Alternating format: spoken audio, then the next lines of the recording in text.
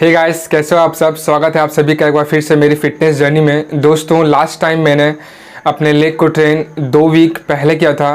Actually ऐसा इसलिए क्योंकि मेरी तबीयत ख़राब हो गई थी एंड लास्ट वीक मैंने सोचा था करने के लिए, बट मुझे वीकनेस फील हो रहा था एंड कमज़ोरी लग रही थी बहुत ज़्यादा।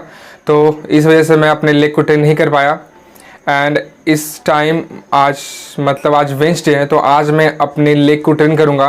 मंडे को मैंने अपने चेस्ट को ट्रेन किया था एंड ट्यूसडे को अपने बैक को। सो आज वेंसडे है, तो आज मुझे अपने लेग को ट्रेन करना है। दोस्तों, टोटल मैं लेग के 5 एक्सरसाइज करता हूँ। First is squats, second leg press, third is leg extension, fourth is leg curl and fifth calf raises.